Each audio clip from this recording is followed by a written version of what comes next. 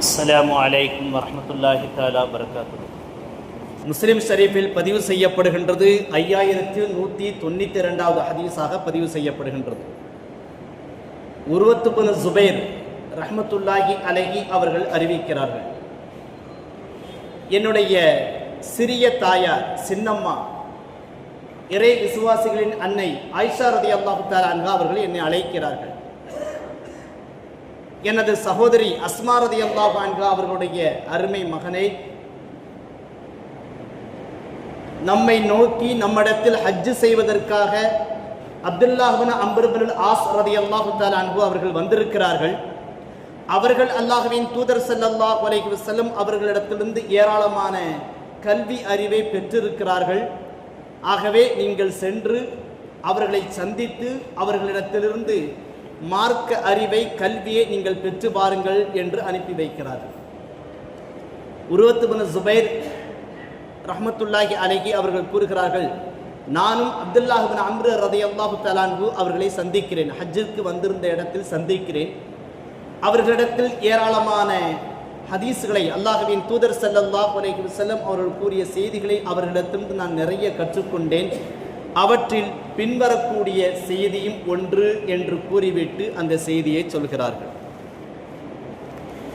இன்னல்லாஹ லா யன்தஸிஉல் இல்ம மினன் நாஸி இன்திஸாஅ வலாக்கி யக்பிதுல் உலமாஅ ஃபயர்ஃபஉல் இல்ம மஅஹும் வயுப்கி ஃபின் நாஸி ரூஸன் ஜுஹாலா யஃப்தூனஹும் பிகைர் இல்ம் ஃபயதில்லூன வயுதில்லூன் அவ் கமா கால அலைஹி ஸலாத்து வஸ்ஸலாம்.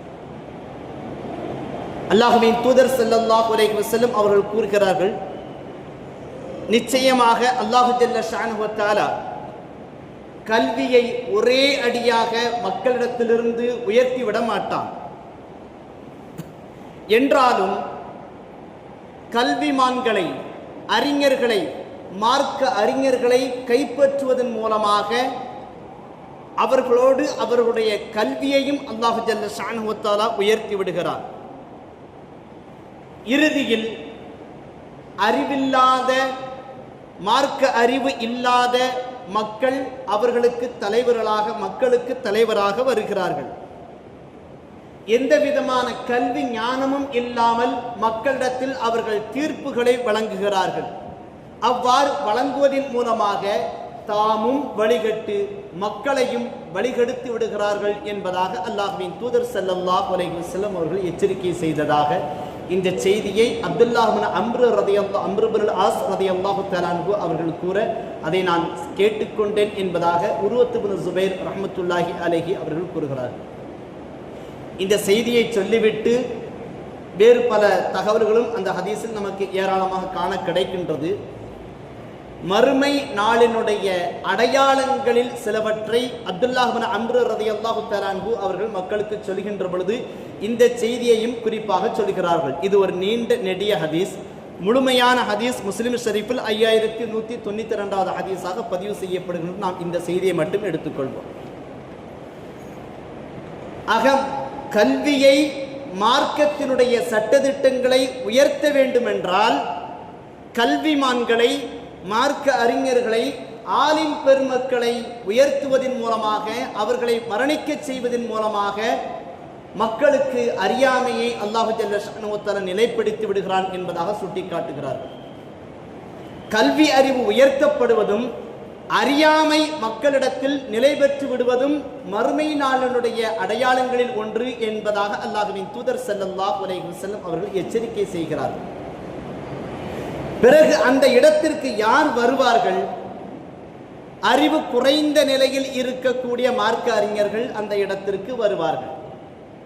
அல்லது மக்களுக்கு தீர்ப்பு சொல்லக்கூடிய நீதிபதிகள் கைப்பற்றப்பட்டு அறிவற்றவர்களாக, மக்களுக்கு சமூக எண்ணம் குறைந்தவர்கள் நீதிபதிகளாக அந்த இடத்திற்கு வருவார்கள். அல்லது உலகத்தரம் வாய்ந்த மருத்துவர்கள் மருத்துவம் பார்த்து கொண்டிருப்பார்கள். அவர்களுடைய மரணத்திற்கு பிறகு மருத்துவ அறிவு குறைந்தவர்கள் அந்த இடத்திற்கு வருவார்கள். இப்படியாக ஒவ்வொரு துறையிலும் உயர்ந்த நிலையில் இருக்கக்கூடியவர்கள், மக்களுடைய சேவையையே குறிப்பாக கொண்டவர்கள், குறிக்கோளாக கொண்டவர்கள் கைப்பற்றப்பட்டு கொண்டே இருப்பார்கள். பிறகு அந்த இடத்திற்கு அறிவற்றவர்கள், தன்னலம் மட்டுமே குறிக்கோளாக கொண்டவர்கள் அந்த இடத்திற்கு வருவார்கள். அது அரசியலாக இருந்தாலும் சரி, ஆன்மீகமாக இருந்தாலும் சரி, மார்க்கமாக இருந்தாலும் சரி, பொருளாதாரமாக இருந்தாலும் சரி, மக்களுடைய சேவையாக இருந்தாலும் சரி, மருத்துவமாக இருந்தாலும் சரி, ஆசிரியர் கல்வி பணியை கற்றுக் கொடுக்கக்கூடிய ஆசிரியர் பணியாக இருந்தாலும் சரி, எந்த இடமாக இருந்தாலும் சரி, மக்களுடைய சேவையை மட்டுமே குறிக்கோளாக கொண்டு உயர்ந்த நிலையில் மக்களுக்கு சேவையாற்றியவர்கள் கைப்பற்றப்பட்ட பிறகு அறிவற்றவர்கள், தரம் தாழ்ந்தவர்கள், தன்னலத்தையே குறிக்கோளாக கொண்டவர்கள் அந்தந்த இடத்திற்கு வருவார்கள். அப்படி வருதல் என்பது மறுமை நாளினுடைய அடையாளம் என்று அல்லாஹ்வின் தூதர் ஸல்லல்லாஹு அலைஹி வஸல்லம் அவர்கள் எச்சரிக்கை செய்கிறார்கள். இந்த வகையில் மார்க்க அறிவு மக்களிடத்திலிருந்து எடுபட்டு போவதற்குண்டான காரணிகள், நல்ல மார்க்க அறிஞர்கள் மரணித்து விடுவார்கள். அந்த இடத்திற்கு தரம் குறைந்தவர்கள், அறிவு குறைந்தவர்கள், குறுகிய மனம் உடையவர்கள், குறுகிய மதி உடையவர்கள், சுயநலத்தையே முன்னோக்கக்கூடியவர்கள் அந்த இடத்திற்கு வந்து மக்கள் கேட்கக்கூடிய கேள்விகளுக்கு வாயில் வந்ததையெல்லாம் பதிலாக சொல்வார்கள். அதனால் மிகப்பெரிய அளவிலான குழப்பங்கள் ஏற்படும் என்பதும் நமக்கு அல்லாஹ்வின் தூதர் ஸல்லல்லாஹு அலைஹி வஸல்லம் அவர்கள் எச்சரிக்கை செய்த விஷயங்களில் ஒன்று. இப்படிப்பட்ட ஒரு சூழ்நிலையில் தமிழ்நாட்டில் 1908 மற்றும் 9வது ஆண்டு வாக்கில், அதற்கு சற்று முன்பு வரைக்கும் வியட்நாமில் ஒரு மிகப்பெரிய வியாபாரியாக இருந்த ஒருவர், வேலூர் அல் பாக்கியாத்து சாலிஹாத் அரபு கல்லூரியில் பட்டம் பெற்றுவிட்டு, மார்க்க அறிவு பட்டம் பெற்றுவிட்டு வியட்நாமில் வியாபாரம் செய்திருந்தவர்கள், தமிழ்நாட்டில் மக்களுடைய மார்க்க அறிவு குறைந்து கொண்டே வருகின்றது, அல்லது அவர்களுக்கு மார்க்க அறிவை நல்ல முறையில் புகுத்த வேண்டும் என்கின்ற உயர்ந்த நோக்கத்தோடு தமிழ்நாட்டில் டெல்டா மாவட்டங்களில், அதிலும் குறிப்பாக மாயவரம், நீடூர், நெய்வாசலில் 1908 அல்லது 9வது வருடங்களில் பள்ளிவாசலில் வைத்து, நீடூர் நெய்வாசல் பெரிய பள்ளிவாசலில் வைத்து ஒரு மதரசா துவங்கப்படுகின்றது. அப்துல் கரீம் பாக்கவி ஹதரத் அவர்கள் அந்த மதரசாவை துவங்கி நிறுவனராக இருந்து ஒரு சில ஆண்டுகளிலேயே தனி கட்டடத்தை உருவாக்கி 1912வது ஆண்டு வாக்கில் அந்த புதிய கட்டடம் திறக்கப்பட்டு ஜாமிஆ மிஸ்பாஹுல் ஹுதா அரபு கல்லூரி என்கின்ற பெயர் பலகையோடு சுமார் 115 ஆண்டுகளையும் கடந்து இன்றளவிலும் மக்களுக்கு மிகப்பெரிய அளவிலான மார்க்க அறிவை அந்த அரபு கல்லூரி கொடுத்து கொண்டே இருக்கின்றது. இன்றைய காலகட்டம் வரைக்கும் இந்த 115 ஆண்டுகளுக்கு மேலாக சுமார் 1300 மார்க்க அறிஞர்கள், ஆலிம் பெருமக்களாக வெளியாகி இருக்கிறார்கள். 700க்கும் அதிகமான ஃபாசில், அதாவது மேல்நிலை படிப்பை பெற்ற மார்க்க அறிஞர்கள் அங்கிருந்து வெளியாகி இருக்கிறார்கள். அதில் பட்டம் பெற்று வந்தவர்கள் நானும் ஒருவர்.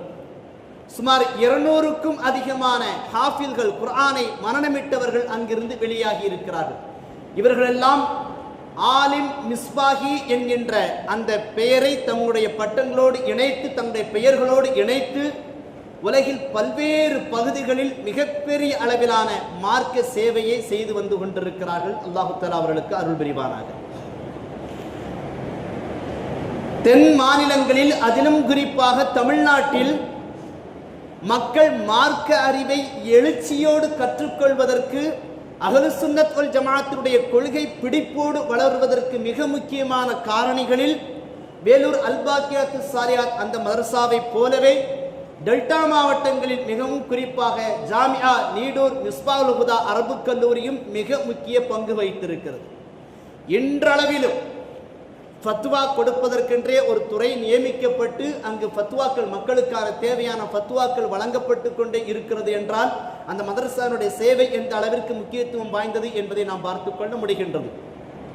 சுமார் 36 ஆண்டு காலமாக அந்த மதரசாவை நிறுவியதோடு மட்டுமல்லாமல் முதல்வராகவும் ஆசிரியராகவும் இருந்து பணியாற்றி மறைந்தவர்கள், பானி என்று சொல்லக்கூடிய, பானி என்றால் மதரசாவினுடைய நிறுவனர், அதனை நிறுவியவர்கள் அப்துல் கரீம் அல்லாமா பாக்கவி ரஹ்மத்துல்லாஹி அலைஹி அவர்கள். இது இந்த மதரசாவினுடைய சூழ்நிலை. அதற்கு அடுத்தபடியாக தஞ்சை மாவட்டம் பாபநாசம் வட்டத்தில் வடக்கு மாங்குடி என்கின்ற ஒரு சிற்றூர், வடக்கு மகான்குடி என்பதாக ஒரு ஊரை சொல்வார்கள். அந்த ஊரில் 1934 ஆண்டு வாக்கில் கண்மணி நாயகம் ஸல்லல்லாஹு அலைஹி வஸல்லம் அவருடைய வம்ச வழியில் மௌலவி சையது ரூஹுல் ஹக் மற்றும் ஹதீஜா அவருடைய தம்பதியினருக்கு மகனாக ஷம்சுல் ஹுதா என்கின்ற ஒரு மகன் பிறக்கிறார்கள். அவர்களை மார்க்க அறிஞர்கள் வட்டத்தில் SRS ஹதரத் என்பதாக சொல்லுவார்கள். SR ஷம்சுல் ஹுதா ஹதரத் அவர்கள் நீடூர் மிஸ்பாகுல் ஹுதா மதரசாவிலேயே ஓதி அங்கேயே பட்டம் பெற்று அதற்கு பிறகாக திருநெல்வேலி பேட்டை ரியாதுல் ஜனான் அரபு கல்லூரியில் ஆசிரியராகவும் துணை முதல்வராகவும் அவர்கள் பணியாற்றி இருக்கிறார்கள். அதற்கு பிறகாக அவர்கள் சுமார் 1988 ஆண்டு வாக்கில் 2வது மாதத்தில் 22ஆம் தேதி வஃபாத் ஆகிறார்கள், மரணத்தை தழுவுகிறார்கள். இன்னா லில்லாஹி வ இன்னா இலைஹி ராஜிஊன். சுமார் வெறும் 54 ஆண்டுகளை இந்த உலகத்தில் அவர்கள் உயிர் வாழ்ந்திருந்தாலும் கூட அவருடைய கடைசி கால் நூற்றாண்டுகளில் சுமார் 30 வயதிற்கு மேலாக 20-25 ஆண்டுகளாக நீடூர் மிஸ்பால் ஹுதா அரபு கல்லூரியினுடைய ஆசிரியராகவும் முதல்வராகவும் அவர்கள் மிகப்பெரிய அளவிலான தாக்கத்தை அந்த மதரசாவில் உண்டு பண்ணி இருக்கிறார்கள். மிகச்சிறந்த தாக்கத்தை ஏற்படுத்தி இருக்கிறார்கள். அரபு கல்லூரிகள் என்று சொல்வதற்கு, தமிழ்நாட்டில் தகுதி வாய்ந்த கல்லூரிகள் என்று சொல்வதற்கு குறிப்பிடத்தகுந்த கல்லூரிகளில் நீடூர் மிஸ்பாகுல் ஹுதாவும் ஒன்று என்பதை நாம் கவனத்தில் கொள்ள வேண்டும். அவ்வளவு சிறப்பு மிகுந்த கல்லூரி. அந்த கல்லூரியில் தங்களுடைய பணிகளை அவர்கள் இறுதி மூச்சு வரைக்கும் SR ஷம்சுல் ஹுதா ஹதரத் அவர்கள் திறம்பட செயல்படுத்தி இருக்கிறார்கள். அவர்களுடைய வாழ்க்கை வரலாறுகள் குறித்து சொல்லப்படக்கூடிய சில செய்திகள், அவர்கள் ஆசிரியராக, இமாமாக, முதல்வராக பல்வேறு வகையிலான முன்னெடுப்புகளை பின்னால் வரக்கூடியவர்களுக்கு ஒரு முன் உதாரணமாக அவர்கள் திகழ்ந்திருக்கிறார்கள். அவர்கள் இமாமாக இருக்கின்ற பொழுது தொடர்ந்து செய்து வந்த காரியம், ஒரு காலம் அவர்கள் தஹஜ்ஜுத் தொழுகையை விட்டதே கிடையாது. அதிகாலை 3:30 மணியிலிருந்து 4 மணிக்குள்ளாக அவர்கள் எழுந்திருத்து விடுவார்கள். எழுந்ததோடு மட்டுமல்லாமல் என்னை போல இமாம்களுக்கு மிகச்சிறந்த முன்னுதாரணம். 3:30 மணிக்கே அவர்கள் எழுந்திருத்து, எந்த காலகட்டம் என்று பார்த்து கொள்ளுங்கள், 1950 வாக்கில் அவர்கள் எப்பொழுது பட்டம் வாங்கினார்களோ அப்போதிலிருந்தே இதை கடைபிடிக்க ஆரம்பித்து விட்டார்கள். எழுந்திருத்து தஹஜ்ஜுத் தொழுது, அத்தோடு அல்லாஹ்வின் தூதர் ஸல்லல்லாஹு அலைஹி வஸல்லம் அவர்கள் மீது புகழ்மாலையாக சூடப்பட்ட புர்தா ஷரீஃபை அவர்கள் அனுதினமும் ஓதி வந்து கொண்டே இருப்பார்கள். யார் யாரெல்லாம் தம்மிடத்தில் நோய் நிவாரணத்திற்காக துஆ செய்ய சொல்வார்களோ, பிரார்த்தனை செய்ய சொல்வார்களோ, அவர்களிடத்திலெல்லாம் இந்த புர்தா ஷரீஃபை நீங்கள் வளமையாக ஓதி வாருங்கள், இதில் மிகச்சிறந்த ஷிஃபா, உடல் ஆரோக்கியம் இருக்கிறது என்பதை வளமையாக அவர்கள் சொல்லிக்கொண்டே இருப்பார்கள். அடுத்ததாக அவர்கள் தொழுகை, ஃபஜ்ர் தொழுகை முடிந்த பிறகு 10 நிமிடம், சுபுகு தொழுகைக்கு பிறகு 10 நிமிடம் பயான் செய்வார்கள். அந்த ஒரு வாரத்தை 3ஆக பிரித்துக் கொள்வார்கள். முதல் 3 நாட்கள் குர்ஆனுடைய விரிவுரை பாடமாக 10 நிமிடம் நடைபெறும். அடுத்த 3 நாட்கள் நபிமொழி தொகுப்புகள், ஹதீஸினுடைய விளக்க உரையாக நடைபெறும். வாரத்தினுடைய கடைசி நாளாக கட்டாயமாக மக்களுக்கு மார்க்க சட்டங்களை சுட்டி காட்டுவார்கள். அதிலும் குறிப்பாக அஹ்லுஸ் சுன்னத் வல் ஜமாஅத்தினுடைய கொள்கைகளையும் மக்களுக்கு தேவையான மார்க்க சட்டங்கள், தொழுகைகள் குறித்தோ, திருமணம் குறித்தோ, குளிப்பு குறித்தோ, வேறு என்னென்ன தேவைகள் இருக்கிறதோ அது குறித்து வாரம் ஒரு முறை கண்டிப்பான முறையில் அவர்களுடைய அந்த ஃபஜ்ர் பயானில், சுபஹினுடைய பயானில் கண்டிப்பாக இடம்பெற்றுவிடும் என்பதாகவும் அவர்களுடைய வரலாற்றிலிருந்து தெரிய முடிகின்றது. அடுத்ததாக அவர்கள் எந்த பள்ளிவாசலிலும் இல்லாத அளவிற்கு கண்மணி நாயகம் ஸல்லல்லாஹு அலைஹி வஸல்லம் அவர்கள் மீது கொண்டிருக்கக்கூடிய அந்த தீராத காதலின் காரணத்தினால் ரபியுல் அவ்வல் மாதத்தினுடைய அந்த 12 நாட்களும் தம்முடைய பள்ளிவாசலிலேயே சிறப்பு பயானை, மீலாது உரையை அவர்கள் தொடர்ந்து 12 நாட்களும் நடத்தி வைப்பார்கள். இன்றளவிலும் தஞ்சை மாவட்டத்தில் பல்வேறு ஊர்களில் அது பரவி இருக்கிறது. 12 நாட்களும் தொடர் பயான். தமிழ்நாட்டெங்கிலும் உலகமெங்கிலும் பல்வேறு மார்க்க அறிஞர்கள் கண்மணி நாயகம் ஸல்லல்லாஹு அலைஹி வஸல்லம் அவருடைய வரலாறுகள் குறித்து பேசுவதற்கு, மக்கள் அதனை கேட்டு தெளிவு பெறுவதற்குண்டான ஒரு வாய்ப்பாக இன்றளவிலும் தொடர்ந்து நடைபெறுகிறது என்றால் அதற்கு SRS என்று சொல்லக்கூடிய ஷம்சுல் ஹுதா ஹதரத் அவர்களுடைய மிகச்சிறந்த முன்னெடுப்பு என்பதையும் நாம் இங்கு பார்க்க முடிகின்றது. அடுத்ததாக அவர்கள் தம்முடைய பள்ளிவாசலில் செய்த மிகச்சிறந்த ஒரு செயல்பாடு, தொழுகை முடிந்த பிறகு மஹல்லாவில் இருக்கக்கூடிய யாரெல்லாம் தொழுகைக்கு வந்தார்களோ அவர்களெல்லாம் ஒரு இடத்தில் அமர வைத்து எல்லோரையும் குர்ஆன் ஓதச் சொல்லுவார்கள். ஒரு மிகச்சிறந்த வழிமுறை அது. சற்று சப்தமாக ஓதுவார்கள். அதாவது திணறி திணறி ஓதக்கூடியவர்களும் ஆர்வத்தோடு ஓதற்குண்டான ஒரு வாய்ப்பையும், அந்த நிகழ்ச்சியை பார்க்கக்கூடியவர்கள் நாமும் விரைவில் குர்ஆனை ஓதிக்கொள்ள வேண்டும் என்கின்ற ஒரு ஆர்வத்தையும் உருவாக்கி தினமுமாக அவர்கள் இருந்த வரைக்கும், இமாமாக பணி செய்த நாட்கள் வரைக்கும் பொதுமக்கள் குர்ஆனை எல்லாரும் குர்ஆன் வைத்திருப்பார்கள். உதாரணமாக ஒரு பக்கத்தை, 1வது பக்கத்தை ஒருவர் ஆரம்பித்தால் அதிலிருந்து ஒரு 2 ஒரு பாதி பக்கம் ஒருவர் வாசிப்பார், அடுத்த பாதி பக்கத்தை ஒருவர் வாசிப்பார். இப்படி ஒரு குறிப்பிட்ட நேரம் வரைக்கும் தினமுமாக அந்த மக்கள் ஓதக்கூடிய ஒரு வாய்ப்பை SRS ஹதரத் அவர்கள் அறிமுகப்படுத்தியிருக்கிறார்கள் என்றால் அவருடைய இமாமத்தினுடைய பணி எந்த அளவிற்கு அல்லாஹ்விடத்தில் அங்கீகரிக்கப்பட்டதாக இருந்திருக்கிறது என்பதை நம்மால் பார்த்து கொள்ள முடிகின்றது. அடுத்ததாக அவர்கள் முதல்வராக ஜாமியா நீடூர் மிஸ்பாஹுல் ஹுதா அரபு கல்லூரியில் முதல்வராக பொறுப்பேற்ற பிறகு பல்வேறு விதமான சீர்திருத்தங்களை அந்த மதரசாவில் கொண்டு வந்தார்கள். மதரசா ஆரம்பித்தது என்னமோ 1908. ஆனால் இவர்கள் பொறுப்பு வகிக்கின்ற பொழுது, உள்ளுக்குள்ளாக முதல்வராக பொறுப்பு வகிக்கின்ற பொழுது 1980வது ஆண்டு வாக்கில் அதில் ஏராளமான சீர்திருத்தங்களை அந்த மதரசாவில் கொண்டு வந்தார்கள். பாடத்தில் நேரம் தவறாமையை எப்பொழுதும் கடைபிடிப்பார்கள். ஒன்று, மதரசாவில் மாணவர்களுக்காக பிரத்யேகமாக சீருடை, அடுத்ததாக அவர்களுடைய வருகை பதிவேடை சரிபார்த்து சரியான முறையில் வரக்கூடிய மாணவர்களுக்கு பரிசு வழங்குதல் போன்ற பல்வேறு திட்டங்களையும், அத்தோடு மட்டுமல்லாமல் மதிப்பெண் அட்டை, ரேங்க் கார்டை அப்பொழுது அங்கு மதரசாவில் அறிமுகப்படுத்தி அதில் மாணவருடைய தராதரம், மாணவருடைய கல்வித்தரம், மாணவருடைய ஒழுக்கம் எல்லாவற்றையும் குறிப்பிட்டு அதனை அப்படியே அந்தந்த மாணவருடைய பெற்றோருக்கு கடிதமாக அனுப்பப்படும்.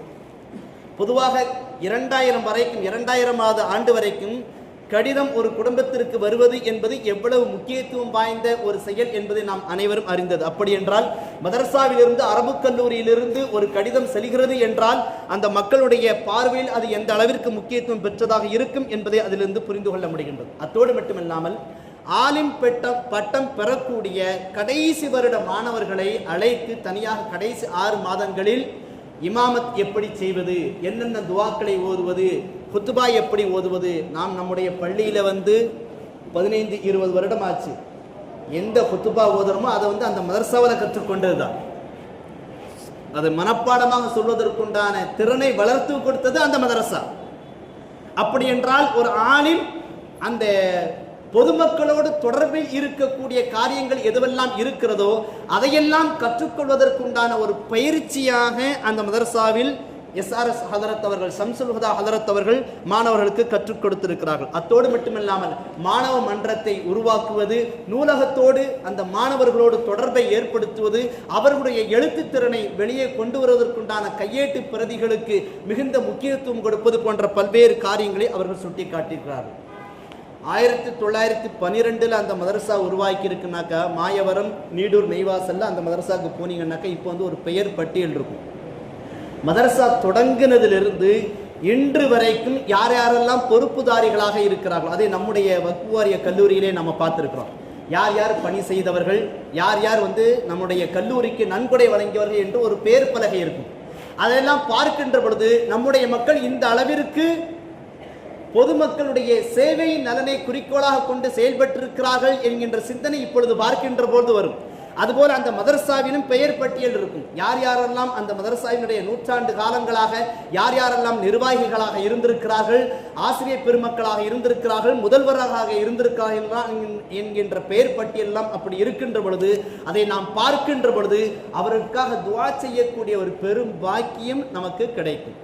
அந்த அளவிற்கு மக்களுக்கு அவர்களுடைய முன்னாள் நிர்வாகிகளுடைய அந்த முதல்வர்களுடைய பெயர்களை அறிமுகம் செய்து மக்களுடைய துவாவை பெற்றுத்ததற்குண்டான ஒரு வாய்ப்பாக முதல் ஆளாக SRS ஷம்சுல் ஹுதா ஹதரத் அவர்கள் அந்த பெயர் பட்டியலை தயார் செய்து மதரசாவினுடைய அந்த முன் வளாகத்திலேயே வைத்திருப்பார்கள். ஆக ஏராளமான காரியங்களை முதல்வராகவும் இருந்து ஆசிரியராகவும் இருந்து அத்தோடு மட்டுமல்லாமல் இமாமாகவும் இருந்து மிகச்சிறந்த அளவிலான பங்களிப்பை செய்திருக்கிறார்கள். அவரிடத்தில் ஒரு ஆகச்சிறந்த ஒரு குணம் ஒன்று இருக்கிறது. உதாரணமாக அந்த 50, 2000 வரைக்கும் பஸ் போக்குவரத்து எப்படி இருக்கும் என்பது நம் அனைவருக்கும் தெரிந்தது. அவர்கள் நீடூரிலிருந்து மாயவரத்திற்கு வருவார்கள். மாயவரத்திலிருந்து மதுரைக்கோ திருச்சிக்கோ எந்த ஊருக்கோ அவங்க வந்து பஸ் ஏறிட்டாங்கனாக்கா இடையில் பாங்கு சத்தம் கேட்டுவிட்டது என்றால் அந்த ஊரிலேயே இறங்கி விடுவார்களாம். எவ்வளவு பெரிய விஷயம் பாருங்கள். ஒரு மார்க்க அறிஞர், ஒரு ஆலிம் பெருமகனார் எந்த இடத்தில் பாங்கு சத்தம், எந்த ஊரில் பாங்கு சத்தம் கேட்கின்றதோ அந்த ஊரிலேயே அவர்கள் பஸ்ஸிலிருந்து கீழே இறங்கி விடுவார்கள். அவர்கள் பஸ்ஸுக்கு வந்து டிக்கெட் எடுத்திருப்பது வேறு ஒரு ஊருக்கா இருக்கும். மாயவரத்திலிருந்து மதுரைக்கு எடுத்திருப்பாங்க. இடையில் எந்த ஊரில் அந்த பாங்கு சத்தம் கேட்கின்றதோ அந்த ஊரிலேயே இறங்கி அந்த ஊரிலேயே தொழுது அந்த இமாமிடத்திலோ அல்லது நிர்வாகிகளிடத்திலோ ஒரு அனுமதி பெற்று அந்த மக்களுக்காக ஒரு சிறிது நேரம், ஒரு 5 முதல் சில மணி துணிகள் வந்து மக்களுக்காக ஒரு உபதேசம் செய்யக்கூடிய பழக்கத்தையும் அவர்கள் கொடுத்திருக்கிறார்கள். நாமெல்லாம் பெரும் பெரும் வியாபாரிகளாக இருக்கிறோம், மார்க்க அறிஞர்களாக இருக்கிறோம், மாணவ செல்வங்களாக இருக்கிறோம். இந்த எஸ்ஆர்எஸ் ஹலரத் என்று சொல்லக்கூடிய ஷம்சுல் ஹுதா ஹலரத்திலிருந்து நமக்கு கிடைக்கக்கூடிய மிகப்பெரிய பாடங்களில் ஒன்று, பாங்கு சத்தம் எங்கு கேட்டாலும் உடனடியாக அந்த தொழுகையை நிறைவேற்றுவதற்கு நாம் தயாராகிவிடும். இப்படிப்பட்ட சீதேவிகள் எல்லாம், மகான்கள் எல்லாம் இருந்து மார்க்கத்தை மிக பிடிப்போடு உயிர்ப்போடு நம்மிடத்தில் கொடுத்திருக்கிறார்கள். நாம் அந்த மார்க்க சட்டங்களை பேணி பாதுகாக்க வேண்டும். இஸ்லாத்தினுடைய ஷரியத்தின்படி நம்முடைய வாழ்க்கையை அமைத்துக் கொள்ள வேண்டும். வல்லோன் அல்லாஹு ஜல்ல ஷானஹு தஆலா அப்படிப்பட்ட உன்னதமான பாக்கியத்தை நம் அனைவருக்கும் தருவானாக. நம்முடைய முன்னோர்களை எல்லாம் நினைவு கூர்ந்து அவர்களுடைய வழிமுறைகளை, அவர்கள் காட்டி தந்த வழிகளை நாம் பின்பற்றக்கூடிய அந்த உன்னதமான பாக்கியத்தை நம் அனைவருக்கும் தருவானாக. நாமும் நம்முடைய சந்ததிகளும் மார்க்க பிடிப்போடு வாழக்கூடிய பாக்கியத்தையும், அஹ்லு சுன்னத் வல் ஜமாஅத்துடைய கொள்கைகளை பிடிப்போடு வாழக்கூடிய அந்த பாக்கியத்தை நம் அனைவருக்கும் அல்லாஹு தஆலா தருவானாக. வாஹிரு தஅவானா அல்ஹம்துலில்லாஹி ரப்பில் ஆலமீன். அஸ்ஸலாமு அலைக்கும் வரஹ்மத்துல்லாஹி தஆலா வபரகாத்துஹு. இந்த தகவல்களை எல்லாம் ஐயம்பேட்டை மதரசாவினுடைய முதல்வராக இருக்கக்கூடிய BM ஜியாவுதீன் ஹதரத் அவர்கள், ஜாமியா நீடூர் மிஸ்பால் ஹுதா அரபு கல்லூரியினுடைய ஆசிரியராக இருக்கக்கூடிய அப்துல் ரஹ்மான் மற்றும் ஷுவைப் ஹதரத் அவர்கள் தந்த செய்தி, அவர்களுக்கும் அல்லாஹு தஆலா அருள் புரிவானாக.